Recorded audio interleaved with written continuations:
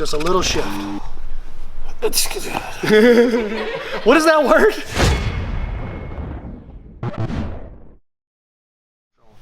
So what we're gonna do is we're gonna start in the arm lock position of spider web. And Nakaya is gonna do a good job, but I'm also gonna make a mistake here. My hip is gonna be a little too far away and there's gonna be a gap here. For her now just to pull her elbow to the ground. So actually let's just go to like you got a gable grip, let's say. For her to just pull her elbow to the ground. And when she does that, you see it releases the arm lock attempt, but I'm gonna go palm up right there and just switch. And now I have a Kimura with both of my feet on the other side. And then from there, I'm gonna allow her to come up to her knees. And I'm gonna finish the Kimura in this position here. Nice and easy, nice and easy. Don't crank on your partner, just get a feel for what it's supposed to feel like. Ultra Kimura, the first time I saw this was the position. Nathan Orchard hit it in a tournament.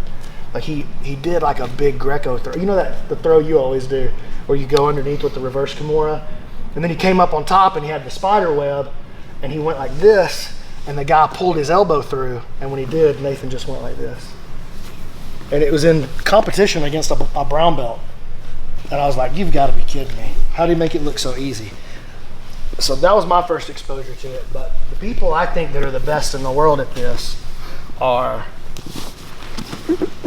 the guys over in San Diego. Gio, PJ Barch, Gabe Tuttle now, he's in Austin now. All those guys, man, they're super duper duper good at this. When I slide up to S mount, and I make this play all the time. When I go up to, I'm gonna try to be kind of lighter, I'm sorry. When I go up to S mount, I like to tuck this one into my hip and attack that arm lock. But really I don't attack the arm lock, I'll just lean in and be heavy on them and make them suffer. She don't like that. But if she's fight, and she gives me tension right there, then this is the same spot.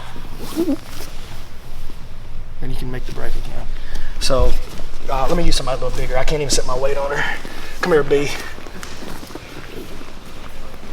She's too slight. She need to work out a little more. Oh, wow. So I'm in the S mount. And look, when you're playing the S mount, a lot of you guys, I see you try to play S mount, you try to like attack from here. There's no angle at all. He's still strong, in fact. Like I'm sitting right over the top of his hips right here. So when I cut my hip that way, that's a game changer. And it's way heavier on him too. So again, I'm not up here. This is happy. Brandon's happy. He can move. Look at those hips. Can't hear him suffering. But what? You just keep fighting. Yeah, fight. That's good. And now, it's good. Hear the change? Look how the feet stopped moving.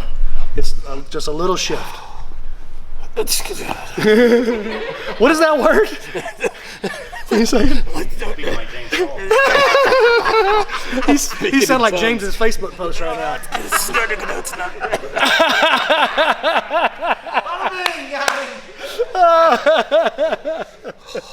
You sound like James types, dude.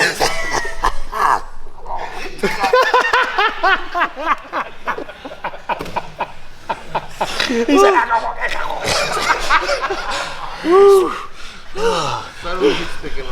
good times.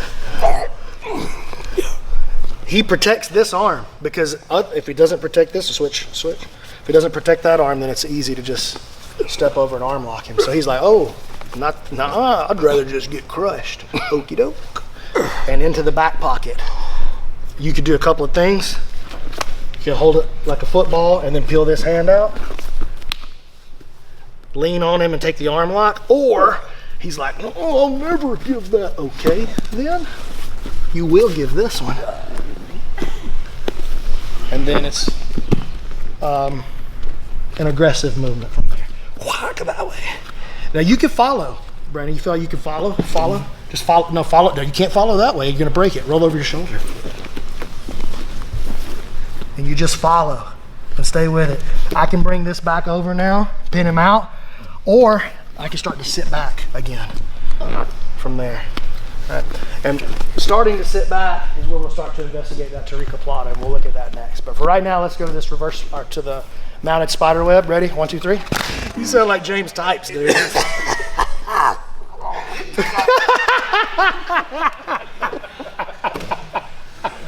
He's like,